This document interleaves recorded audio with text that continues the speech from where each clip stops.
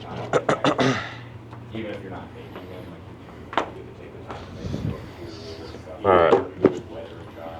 So, since you started coaching, what's been like the reason you keep coming in every single day, and what's your why for coaching? So there's a lot to unpack with all that. The why for coaching, that started with something where it's like I saw something that I know I can get better at, and it also makes other people better at something too. Yeah. And it's like I feel like I was one of those guys where I've never put myself first. Yeah. So coaching is definitely an outlet for someone that likes to put people like first, you know. Yeah. Like going back to like why even like showing up day to day, like I kind of think about a lot of stuff been put in perspective about where I'm at like post like that stroke I had, which is still like around 2 years ago. Yeah. And it has felt like forever. Yeah. But it's like, you know, doctors were like, hey, why are you in the gym? And I'm like, because I have to be. Because, like, if I see people getting better, I'm going to get a little bit better. If I just sit all day, like, I'm not getting better at anything. That's why I even had a hard day, like, taking a day off. My why is because I simply know this is something that I want to do and I enjoy doing it. So I found like that unique thing that a lot of people don't find. Like they're one or the other, you know, where like when I was a little kid and I started with wrestling. I started wrestling at 9 years old. I've wrestled up into high school. I was never great at wrestling, but I was a good teammate. All right. I enjoyed like being coached on like, hey, like work harder, turn your head off, like go. Like being coached, you're kind of like, oh shit, cool. Like it kind of turns like a weird little like like game inside your head of like combat sports can kind of turn into that with like coaching. And then when I was in more closer to high school and I started working with like elementary school kids, like because I'd be at like back-to-back wrestling practices, I'd go to like a high school practice and a club practice instead of just going home.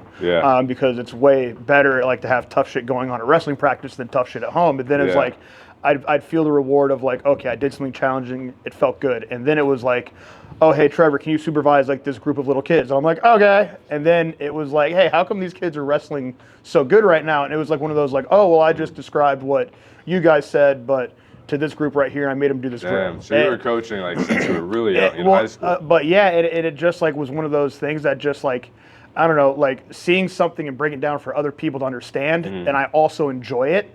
There's like a unique like little kind of like mesh in that middle for coaching, you know? And so when I got into martial arts, like I started getting to kickboxing in high school and judo.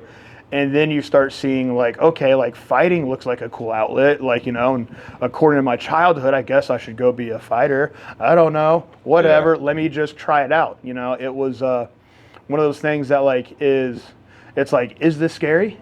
I don't know. Let me go find out how scary it is. And that's how I looked at it. And then I realized, you know, okay, I do enjoy punching and kicking. Getting punched and kicked isn't that bad.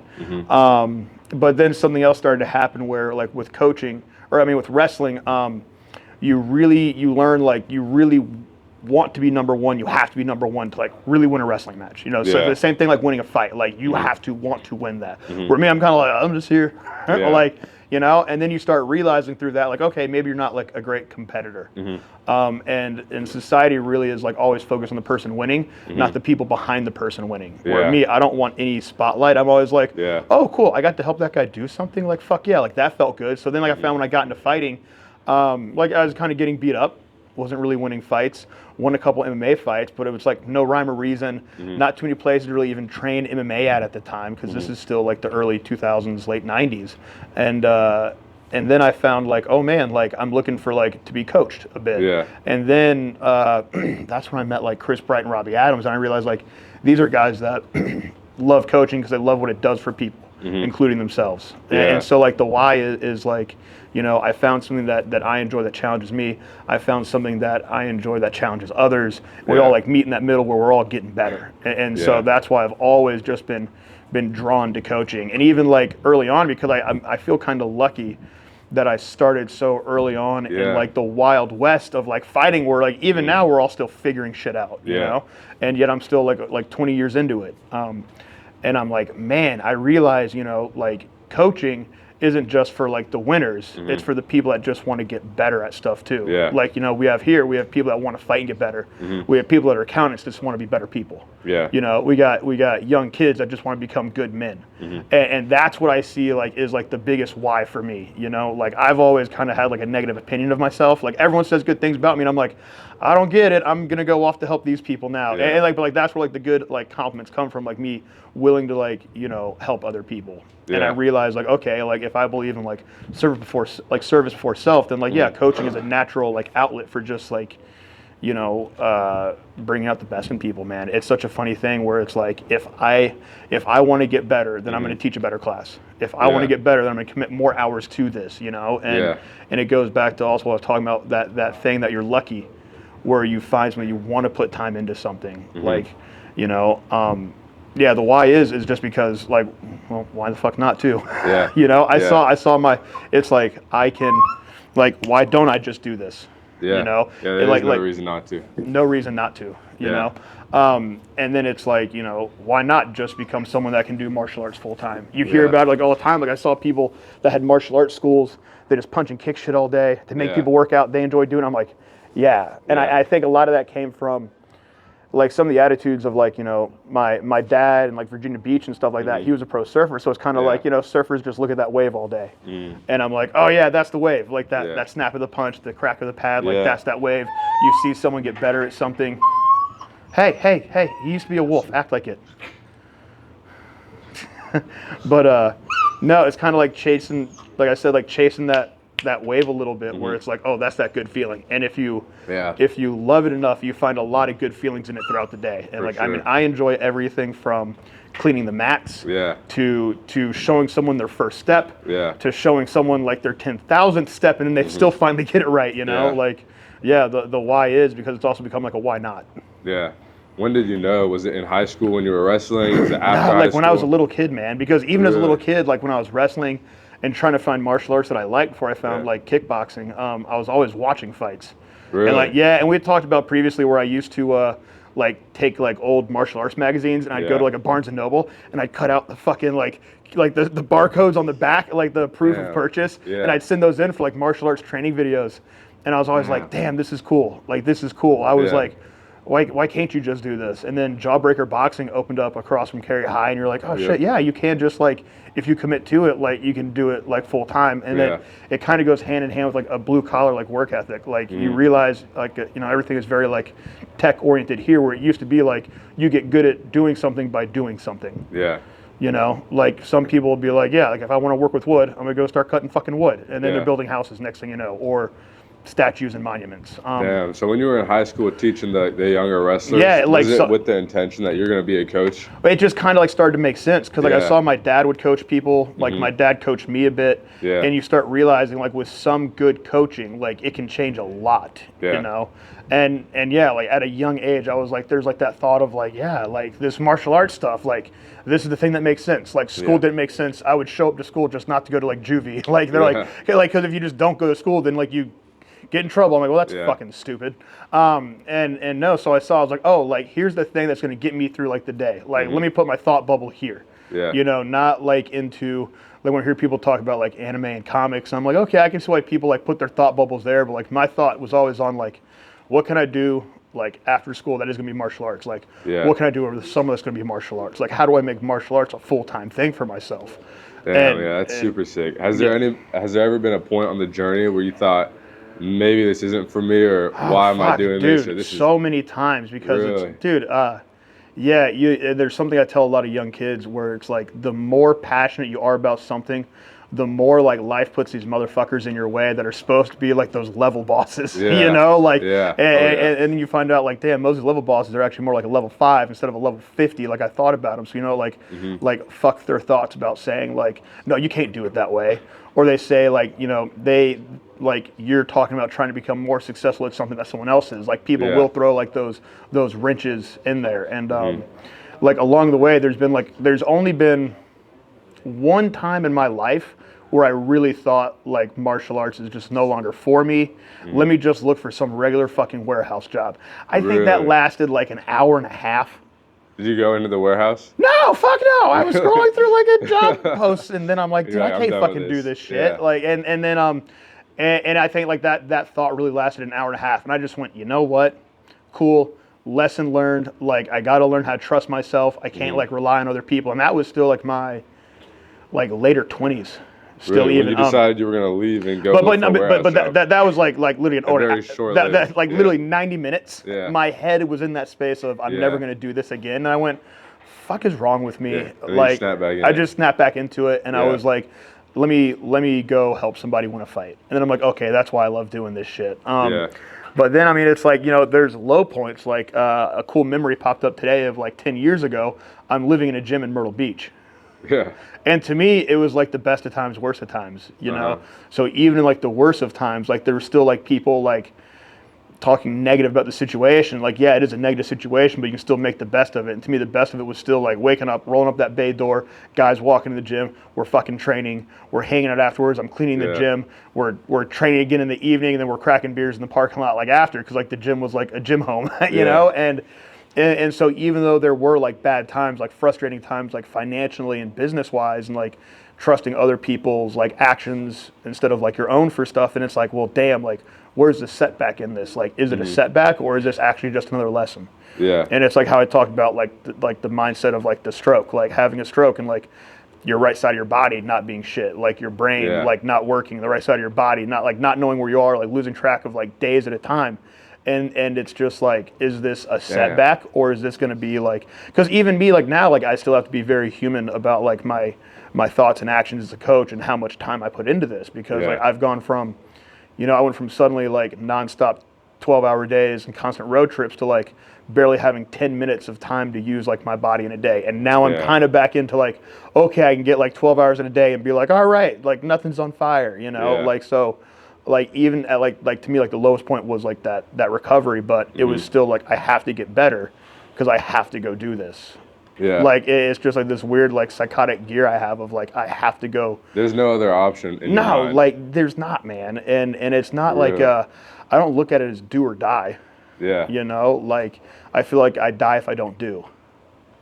So it is do or die. So it is do or die. Yeah. Like, but it Yeah. is like so it is like do or die. Like, Yeah. but at the same time, it's like I'm not gonna fucking die if Yeah. I take a day off. Yeah. Like, you know, I have to like start giving myself credit. Like, Yeah. okay, like do be okay at doing these things that you can take care of yourself, so you're not actually gonna die. Yeah. You know, so it is kind of like do or die. Like I'll die if I don't do it.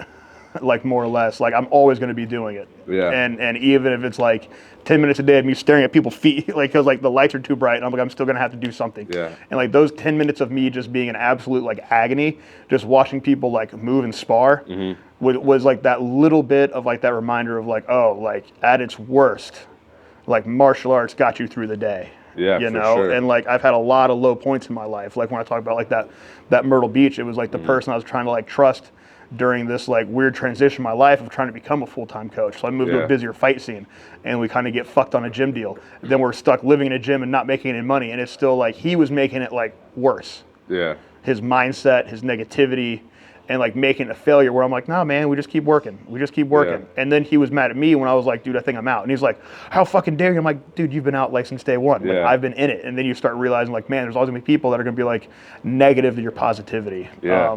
How do you think you stay so positive? Is it because of your dad or like? No, you were like I when you mean, were a like kid? well, it's like there's like the positivity, like it fucking is sometimes like a superpower and a curse at the same time, because you have to accept things that are very unacceptable.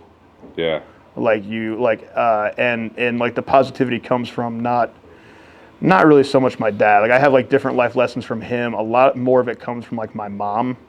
Like seeing her raise like 3 kids on her own. Yeah. Like having like she had like a really shitty like husband when I was younger.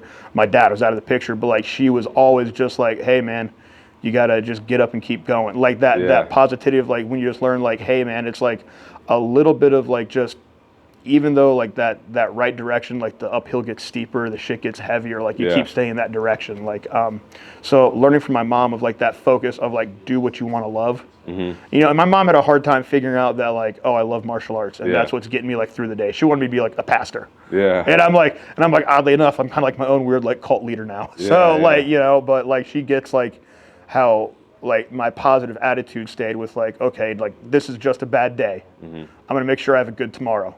Like tomorrow's not guaranteed if it's good or bad. But I'm gonna have like an outlook to make something positive out of it. And it's like that. My mom always taught me how to like look around the corner. If that makes sense. Like a lot of people have something bad happen and they're just stuck. Oh, for sure. In like this one straight fucking line, or and even they like can't, downhill. or like, and it's downhill. Like that straight line is downhill. You know, but with me, it's like, okay, this is bad. Like, you know, as soon as that bad thing happens, it's just a moment. And I've had to tell that to a lot of people. You know, like some people make that moment last entire months. Okay, like it is going to be there. Like it is going to be there for a long time, maybe even years. But like. And then you come around like fucking full circle, or you make a 180, you know, whichever one people find better. Like some people say full circle, some people say 180. Technically a full circle is right back to where you Right just were, you know. Started, But there's also something I realized, like if it does come around like full circle, it means but you're actually like the circle isn't here, it's here, and you look back at like what had happened. So like, you know, you'll make improvements and you find yourself at a different setback. But your setback is actually, like, this current setback is still way farther ahead than where you were. Does that make sense? Like, this, like, with improvements, like, the setbacks get worse, but the improvements get greater. You know? Do you take it day by day, or do you set goals goals it's like, everything, like I talk about, like, everything is day by day. Like, the bad moment is that moment. Like, something awful happens, well, it's also over just as soon as it just started. You know? Like, a bad event, like, can sometimes maybe, like, I don't know, like, some bad events like last like an hour. Sometimes they last a couple days. Like a very horrible thing. But then it's over. Okay, what's next? Like, how do you get better? Like, that's something I learned like from my dad and my mom at the same time, where it's like, okay, this bad thing happened. Like, you have to get better by like staying ahead of it. Like, you have to be present in that moment and looking ahead at the same time. Like, too many people are like too lost in space and looking at like blind goals and like making these goals they probably won't get to because it's just like an idea instead of recognizing like how real the moment is, you know? So it is very much like a day by day to week by week, month by month, year by year. Like, nothing in the future is set, but I still have like that long goal of like, I'm going to do this until I die, and I hope that's like 85, you know? So like knowing it's like, okay, like if I've got like, so let's say like 50 more years.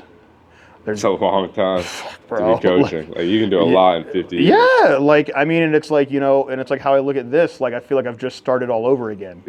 You know, between like actually owning a growing business, recovering from a stroke, and like rebuilding a fight team and stuff like that from like where we were a couple years ago. Like and like what we've done in 2 years, I know I'm gonna do a lot in 50. Dude, oh my goodness, so much. And it's like, you know, there's things I look at where, because I'm at a weird point in my life where you can start looking back and really learning from experience. And, you know, I had experiences all from like moments I could walk up until yesterday that'll make like the next year change, the next day change. You know, you always have to be like ahead of the curve.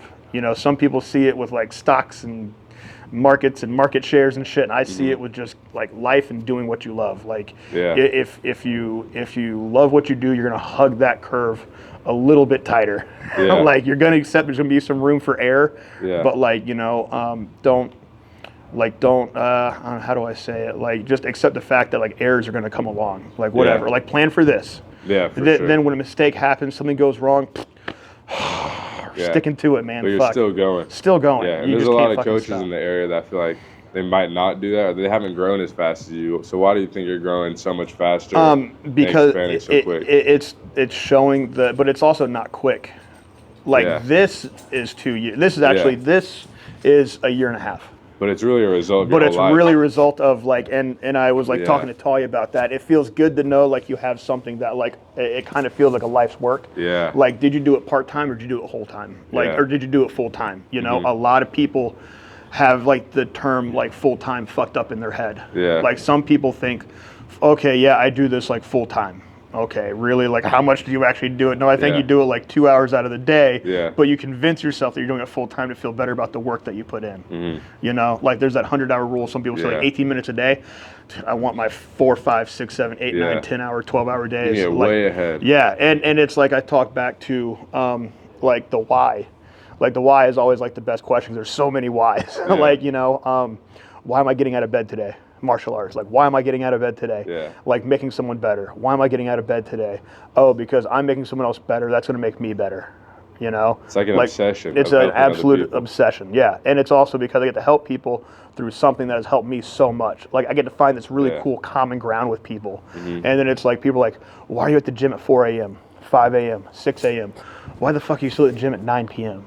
And I'm Yeah. like, why the fuck not? Like, because Yeah. like if I spend these hours now, like then it's gonna lead for some great hours ahead. It's gonna lead for like the best months and years ahead. And those will still have like the mistakes. Like just like, Yeah. you know, like the more time you spend in the day, like okay, like the more shit goes wrong. There's never a perfect day. There's still sometimes like you step off a curb wrong. Gee, what the worst part of your coffee, like the day is like you spilled your coffee. Like, Yeah. fuck ever. Like, Yeah. you know, yeah, like it's the spending the time, like as long as I've been like with the business side of it, like a lot of the experience comes from because as long as I've wanted to be a coach, like I've also noticed I'm like, well, what else is there to coaching? Like there's like the business of coaching. Like how do you make money off of coaching? How do you run a business off of it? How do you Yeah. and it's like, you know, you see how we run this and it's all pretty like bread and butter, Talia and I, and it's all just recognizing like the patterns of like, oh, like make sure you have a good product, show that you care, show that you're always there. Like Yeah. that's something I learned from coaching. Like if people are looking for coaching, then they'll look for someone that is always there. They're looking for someone that is doing what they love to do Yep. more than what they're already doing. Yep. Like some people say like, oh, I love my day job. And I'm like, how many hours a day do you work? Oh, like 5 or 6 hours. I'm just like, Yeah. oh, okay. And I just want to like light a cigarette and just flick it in their face, you know? Yeah. But no, it's like, you know, if you like the results speak for themselves, like the time in, a lot of people put time in the wrong way. I was always putting time in at becoming a better coach, teaching better classes, understanding better structure, understanding how a business runs, understanding how to like communicate and talk to people.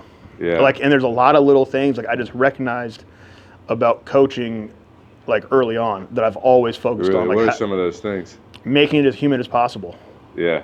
You know, I mean, like fighters that fight are animals. How do I make this animal into a person?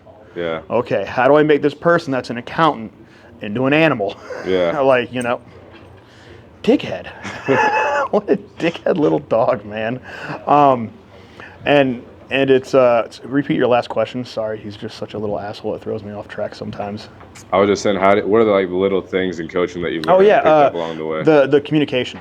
Yeah. Like reaching a broad room of people besides uncontrollable little gremlins like that. But no, it's like I recognize like how can you make coaching a positive thing for everyone, because I've met coaches that can make it a negative thing. Oh, for sure. Right? Like Oh, you've yeah, seen I've that, seen right? that. I've Like you've seen seen that, that. yeah. And like, man, there's times like, yeah, I lose my shit, but it's also like we're all on the same page of like why we might be losing our shit over something, you Yeah. know?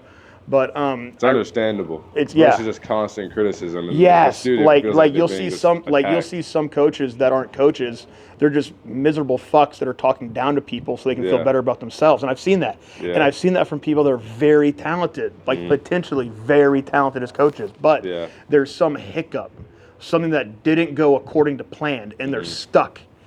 They're still stuck on that one thing. Like maybe their career didn't take off like they wanted it to. Yeah. And they're fucking miserable. And it shows with how he treats his fighters, Yeah. how he treats students. Does that make sense? Like, you know, where with me, I'm like, man, I believe like coaching is something that like everyone needs. And you and I have had a lot of cool like conversations about sales. Yeah. Like I realize like when I talk about how do I sell coaching, well, I'm like, Yeah. okay, like tell me what you need to be coached at. Yeah, And it's some people finding their like, needs. yeah, and that's Yeah. it. Like, you know, if someone says they want to fight, there's always that like, okay, what have you done that Yeah. could make you a fighter? Yeah. Okay, well, let's start at square one. Like, how well does this person like understand like the goal at hand? Okay, but then you have people that come in I just want to be disciplined.